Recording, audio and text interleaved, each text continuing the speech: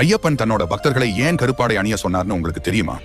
ஒருமுறை சனி பகவான் ஐயப்ப பக்தர் ஒருவரை 7:30 சனி பிடிப்பதற்காக சென்றார். அப்போது அங்கு வந்த ஐயப்பன் சனி பகவானை தடுத்து நிறுத்தி, எனது பக்தரை ஏன் தண்டிக்கிறீர்கள் என கேட்டார். அதற்கு சனி பகவான், அந்த பக்தருக்கு 7:30 ஆண்டு காலம் சனி தொடங்கியது, அதனால் அவரை பிடிப்பதற்கு செல்கிறேன். இந்த பூமியில் மானிடராய் பிறந்த ஒவ்வொருவரும் 7:30 ஆண்டு காலம் சனியின் துன்பத்தை அனுபவித்து ஆக வேண்டும்.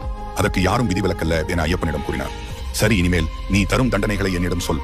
அந்த தண்டனைகளை ஒரு மண்டல காலத்திலேயே அனுபவிக்குமாறு நான் என் பக்தர்களுக்கு விரத முறைகளாக வகுத்து தருகிறேன் என்றார் ஐயப்பன். நான் 7:30 ஆண்டுகள் தரும் தண்டனையை ஒரு மண்டலத்தில் எப்படி தர முடியும் என சனி பகவான் ஐயப்பனிடம் கேட்டார்.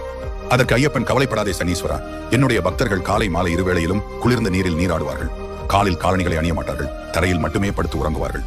கடுமையான பிரம்மச்சாரிய விரதத்தை கடைபிடிப்பார்கள். எந்த ஒரு சுகம் மற்றும் துக்கத்தில் ஈடுபடாமல் அனைவராலும் சுவாமி என அழைக்கப்படுவார்கள். மேலும் உனக்கு பிடித்த கருப்பு ஆடை மட்டுமே அணிவார்கள். இப்படி சனி பகவானின் பார்வையில் இருந்து தன் பக்தர்களை காக்கவே ஐயப்பன் அனைவரையும் கருப்பாடை உடுத்த கூறினார். உங்களுக்கு ஐயப்பன் பிடிக்கும்னா வீடியோ லைக் பண்ணுங்க.